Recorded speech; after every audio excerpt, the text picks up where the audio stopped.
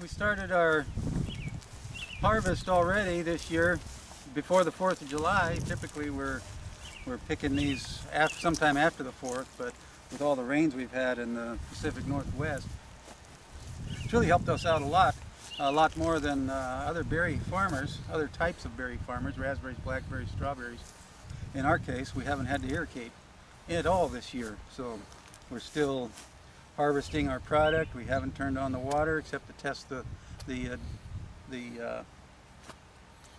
water system that we're putting in, the new drip system, and we've already done the first picking of one variety, which came on about 2 weeks early, and the second variety is also going to come on about 2 weeks early, and just that first picking, so we picked about 1/6 of the field, and we've already yielded more than we yielded the whole harvest last year. So things are picking up, and it looks like we're going to get about 10 to 12,000 pounds of product this year. What you see here is we got the regular drip irrigation here, so it's wide off. So we got a line on each side of the row, and then this line here will be for the misters. So we'll stub up about every 10-12 feet with a mister going down every other row, and that'll keep the berries cool, as I said before, and that way we don't lose anything to heat.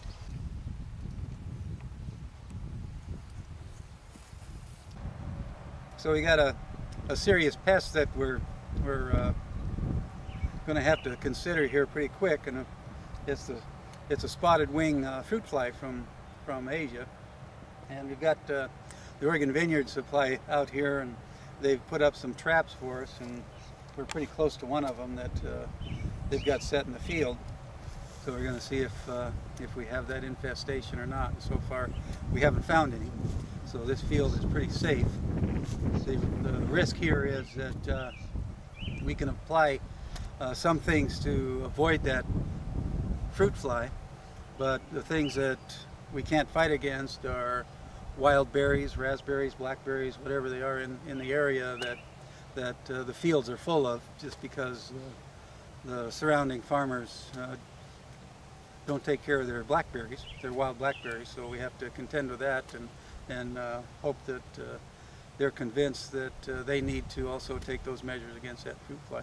We certainly don't want to do any damage to their fields, but still at the same time we want to protect our crops and the crops of the other berry farmers.